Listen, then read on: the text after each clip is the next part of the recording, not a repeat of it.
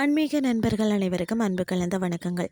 இன்றைக்கு நாங்கள் ஆன்மீகம் சம்பந்தமான பதிவில் கடலோர காற்றின் தாளாட்டின் கல்யாண கண்ணன் கிள்ளி திருத்தலத்தின் மகிமையை பற்றி தான் நம்ம இன்றைக்கு பார்க்க போகிறோம். கடலூர் மாவட்டத்தில் சிதம்பரம் அருகே உப்பங்கழியம் வங்கக்கடலும் சங்கமிக்கும் இயற்கை எழில் கொஞ்சம் கிள்ளை கிராமத்தில் எழுந்தருளி இருக்கிறார் அருள்மிகு கல்யாண கண்ணன்.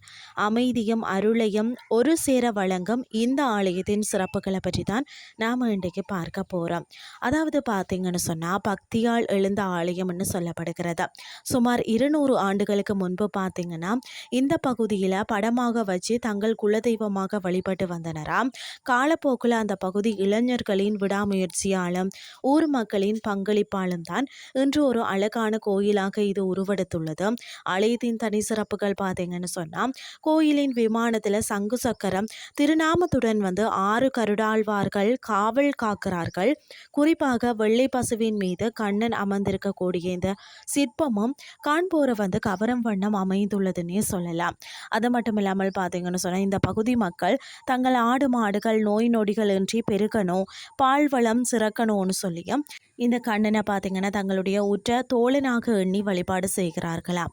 அது மட்டும் இல்லாமல் பார்த்தீங்கன்னா திரிமுஸ்னம் பூவராக சுவாமி மாசிமக தீர்த்தவாரிக்காக இங்கு எழுந்தருளுவது தான் இந்த தலத்திற்கு தனி சிறப்பு சேர்க்கிறதா.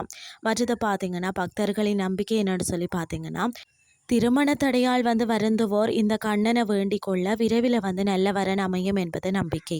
மற்றது புத்திர பாக்கியம் வேண்டுவோருக்கும் இங்கு மனமுருகினால் பிரார்த்தனை செய்து கொண்டீங்கன்னு சொன்னால் உங்களுக்கு புத்திர பாக்கியம் கிடைக்கும்.